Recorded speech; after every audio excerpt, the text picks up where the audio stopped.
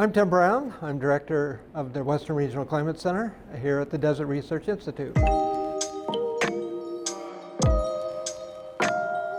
Well, we're very pleased to receive this grant from NV Energy that we're going to apply toward the field of wildfire science. Now, I'd like to invite NV Energy President and CEO Doug Cannon to share his thoughts.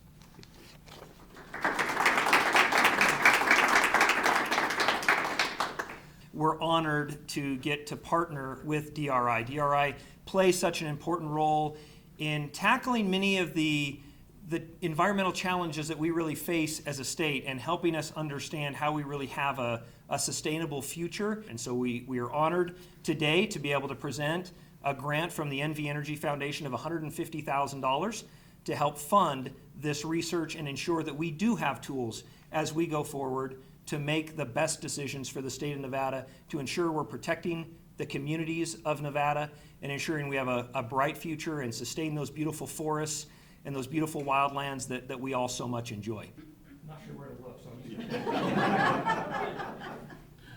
We'll be running a model that simulates the weather in the atmosphere, simulates fire on the ground, and simulates smoke in the atmosphere. Last summer, our region experienced the Caldor Fire, in which South Lake Tahoe was evacuated. This was a major fire. It put a lot of smoke over on this side of the Sierra range. And this model was actually run during that event so that researchers and fire management folks could see what that behavior was looking like, from this particular model perspective. You see some landscape here. You see wind arrows that are telling you when. So this is a forecast. The red area depicts the fire spread. So that's a piece of the model that we can do. So we can do the meteorology, we can do the fire spread, but now we also want to do the smoke. A lot of calculations are being done. I'm showing you the surface, but there's a whole upper atmosphere here as well that's being modeled, because it's all connected.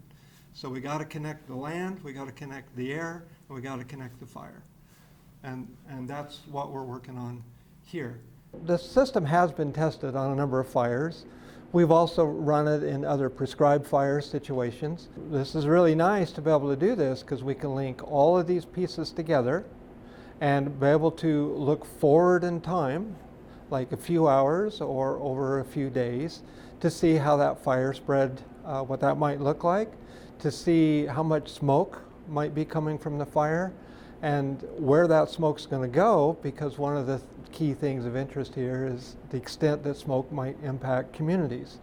I think one of the most interesting things about this field of science is it's a very integrated science. There's the physical science part of fire and weather, but then there's the social science. I like to talk about what's going on now as the confluence of fire.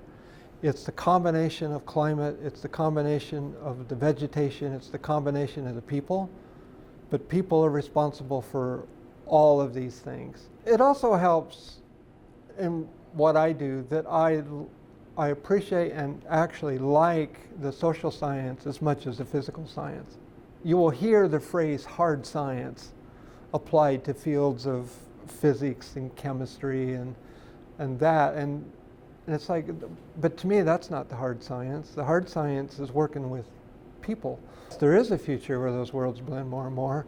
How can they not be together? And it really doesn't matter what the subject is. I mean, I'm talking about fire, but think of water. So sure, you can have hydrologists and atmospheric scientists, studying soil moisture and all that, but now you've got managers worried about stream flows, lake levels. You've got actual farmers worried about, the water in the crops, so the soil moisture and all that. Well, isn't this an integrated system?